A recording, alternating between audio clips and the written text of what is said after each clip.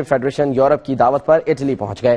ملان میں پاکستانی قونصل جنرل محمد ندیم خان اور پاکستانی کمیونٹی اٹلی کی سماجی، سیاسی اور مذہبی تنظیموں کے عہدیداروں نے گلدستوں کے ساتھ پرتپاک استقبال کیا۔ رپورٹ کر رہے ہیں قمر فاروق۔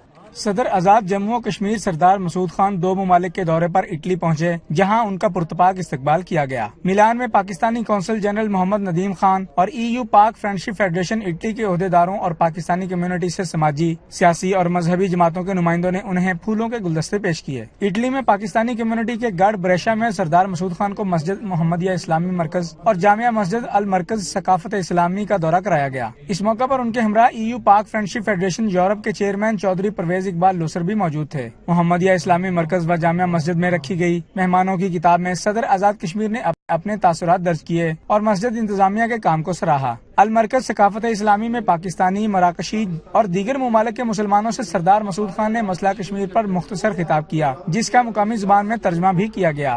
صدر آزاد کشمیر سردار مسعود خان کے دورہ اٹلی کے آرگنائزر میاں آفتاب احمد، چودھری تجمل حسین کھٹانہ اور ان کے ساتھیوں کی جانب سے عشائیہ کی تقریب کا انعقاد کیا گیا، جس میں مسئلہ کشمیر پر پروگرامز اور اٹلی پر ڈاکومنٹری پیش کی گئی، جسے سردار مسعود خان نے بے حد پسند کیا۔ اس موقع پر قونصل جنرل محمد ندیم خان، پرویز اقبال لوسر اور میاں آفتاب احمد نے بھی اپنے خیالات کا اظہار کیا۔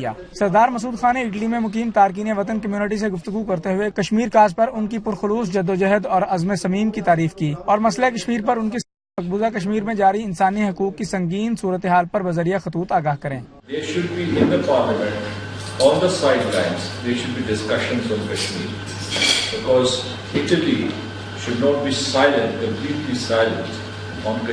صدر آزاد کشمیر سردار مسعود خان نے مزید کہا کہ وہ یورپین پارلیمنٹ میں موجود اٹالین ممبران پر زور دیں کہ مسئلہ کشمیر کو یورپین پارلیمنٹ اور یورپین یونین کے اداروں میں بھی اٹھائیں۔ انہوں نے کہا کہ سوشل میڈیا اور دیگر ذرائع ابلاغ کے استعمال سے مسئلہ کشمیر کو اقوام متحدہ اور تمام عالمی فورمز پر اجاگر کرنے کی بھرپور کوشش کریں۔